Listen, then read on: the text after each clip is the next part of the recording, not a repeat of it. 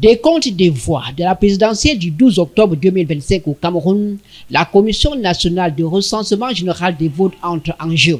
Les 25 membres de la dite commission ont été installés dans leurs fonctions le 17 octobre 2025 à Yaoundé par le président du Conseil constitutionnel, Clément Atangana, leur a demandé de travailler dans l'intérêt général de la nation pour que la paix règne pendant et après ce scrutin. Monsieur le Président, Messieurs et Madame et Messieurs les commissaires, au moment où vous allez commencer votre mission, je vous engage à être des femmes et des hommes de devoir. Sachez-le, vous êtes d'abord investis d'une mission d'intérêt général avant d'être les représentants de vos administrations et de vos partis politiques respectifs. L'engagement personnel et le sérieux investi par chacune et chacun d'entre vous vont conditionner la qualité de l'œuvre collective. Aussitôt installés, les membres de la Commission générale du recensement des votes ont engagé leur travail, piloté par le magistrat Émile Essomé, habitué de cet exercice.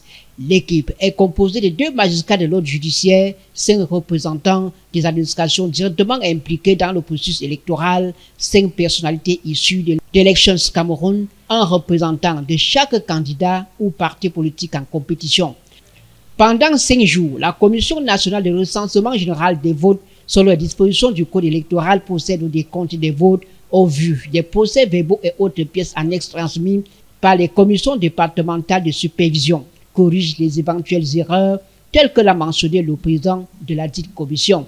Au terme de l'article 67 alinéa 3 du Code électoral, les travaux de la commission départementale de supervision sont consignés dans un procès-verbal signé du président et des membres présents, établi en autant d'exemplaires que de membres plus 2. Chaque membre signataire en reçoit un exemplaire.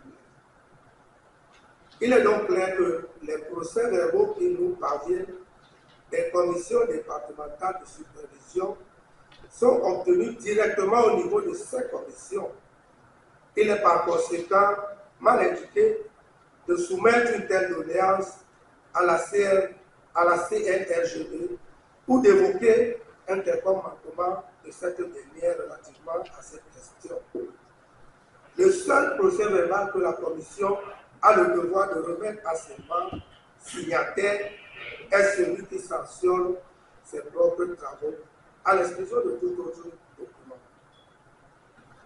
Il faut dire également que la Commission nationale n'est pas un premier degré de règlement du contentieux électoral.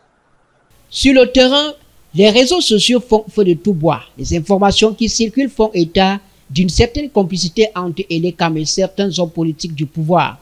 Elecam a rassuré son indépendance. L'organe en charge des élections au Cameroun n'est sous le joug de personne. Il travaille en toute indépendance. Pour mieux éclairer la lanterne de l'opinion publique à ce sujet, Abdul Karim a été obligé de rappeler le cheminement des voix depuis la base, c'est-à-dire depuis la commission locale des votes jusqu'au Conseil constitutionnel. Dans le système électoral camerounais, il n'y a pas de scrutateur. Un scrutateur n'est pas membre de la commission locale de vote. La commission locale de vote est composée d'un président qui est l'élection Cameroun désigne, élection Cameroun, d'un représentant de chaque candidat, d'un représentant de l'administration. Le scrutateur est convoqué lorsque le scrutin est clos. Le président de la commission locale de vote désigne 4 scrutateurs parmi les électeurs inscrits dans le bureau de vote, parmi les électeurs qui sont là. Il n'est pas membre de la commission locale de vote. C'est en ce moment seulement que le scrutateur intervient dans notre système. Au moment du dépouillement, le président invite 4 électeurs qui veulent bien jouer ce rôle, qui rentrent dans le bureau de vote pour commencer le dépouillement. En réalité, c'est eux qui font le dépouillement. Le président de la commission locale de vote décèle l'urne, parce que l'urne est scellée. Il décèle l'urne, il l'ouvre, il se met à côté comme les autres. Des 4 scrutateurs là, il y a un qui va déverser les enveloppes, il compte les enveloppes. D'abord, après dépouiller les enveloppes, il compte, il pose le contrat des enveloppes pour ressortir le nombre de votants. Lorsqu'il termine de compter le nombre de votants, il prend le même, il prend une enveloppe, il ouvre, il sort le bulletin. Sans mot dire, il passe le bulletin au deuxième scrutateur qui lit à haute voix le nom du candidat ou le nom du parti. Il y a les deux autres qui restent, parce qu'ils sont 4, sont assis, à qui le président a remis ce qu'on appelle le feuille de pointage.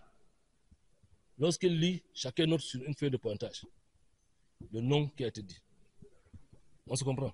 C'est pour ça que le président désigne souvent un membre de la commission locale de vote, s'il y a un tableau, pour qu'il mette le tableau pour que tout le monde puisse voir, parce que la loi permet au public de suivre, n'est-ce pas, le dépouillement.